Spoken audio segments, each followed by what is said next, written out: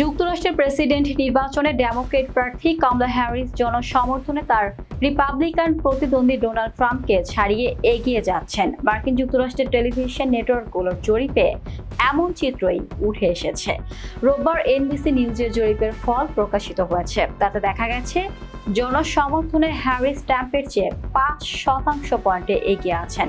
Harris president নির্বাচনে Democratic পার্টির প্রার্থী হওয়ার পর থেকে জরিপে অংশগ্রহণকারীরা তার প্রতি বেশি অনুকূল মনোভাব দেখাচ্ছেন। বিস্তারিত থাকছে ডেস্ক রিপোর্টে।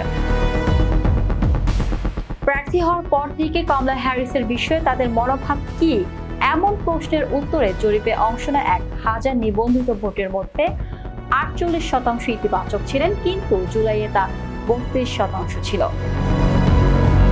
বার্তা সংস্থা রয়টার্স জানিয়েছে 9/11-এর পর থেকে এনবিসির করা রাজনীতিবিদদের রেটিংয়ে এটি সবচেয়ে বড় উৎফলন।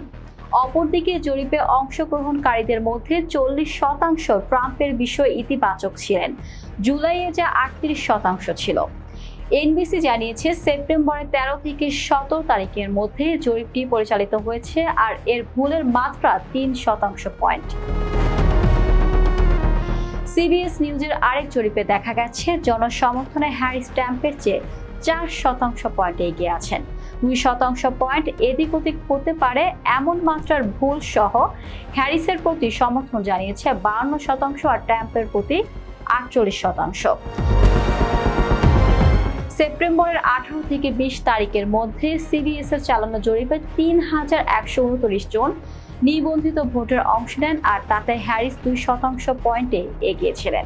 এর আগে আগস্টে করা জরিপে দুই প্রার্থীর জনসমর্থন 50-50% পাওয়া গিয়েছিল, কিন্তু দুই প্রার্থীর 10 সেপ্টেম্বরের বিতর্কের পর থেকেই হ্যারিসের জনসমর্থন শুরু করে বলে জরিপে ধারণা পাওয়া গেছে।